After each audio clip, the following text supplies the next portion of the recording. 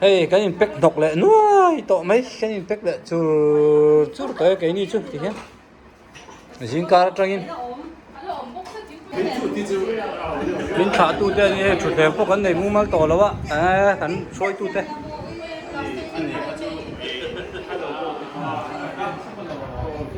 Thế là mà cô nữa nó bốc đây.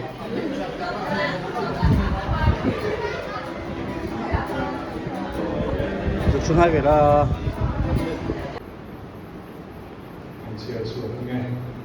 Mizoram Presbyterian Government, Presbyterian Church of India, Longpuina, Dr. Priscilla Jotinpui, wife of Lalfa Zvala, Kumsani Lesson Nipanga, Department of Radiology, Silsa Medical College and Hospital, SMCA, Citrana, Doctor of Medicine, MD in Radio Diagnosis, in Mohican Suangcheng, Kalongpuichet, PND na Hetuje Kikananache, Aru na ro sudah pa na ka indong ifirin in iapia sumikin kan angat ibin lalpa kan angat isopin chat pin biru lalpa kristal info nabi kalau sabun pun chat pun macam sekali bukan sekretari chairman dan pimpinan sana secara resolusi bukan sama sama.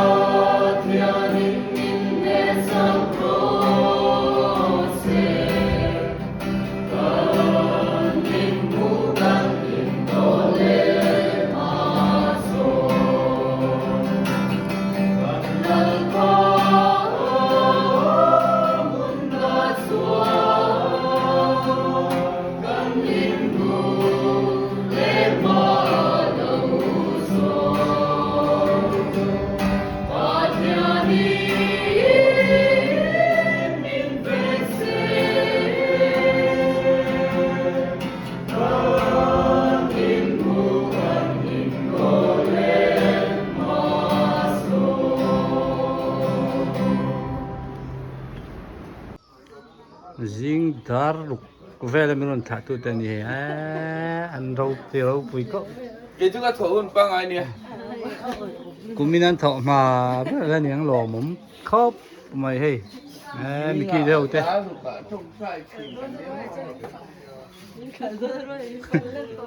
rau bùi nghề mấy này chú mình ăn thọ bao gan đi bộ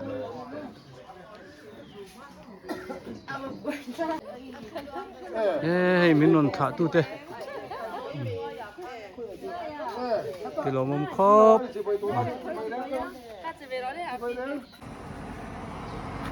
motor baldani ơi rát theo tộc hay ráp long rát chứ hồ lô suốt bốc xì chứ bằng chân mà làm bằng phê cho mũ tạc bằng pom rồi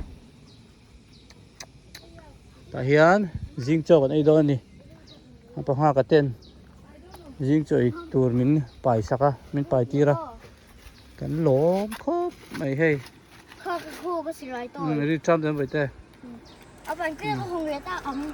nghe tiếng nghe Kho cái đó mình. Hiện cho con ấy đó này hay cho mẹ riêng cho con ấy hay là hiến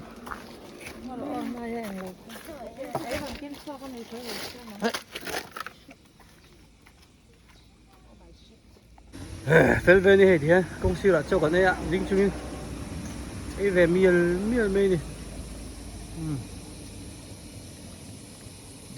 lấy tui mua gút hay bây giờ cái chung quay ấy tour chỉ tin reng mấy mình phải ạ kan puar al đó này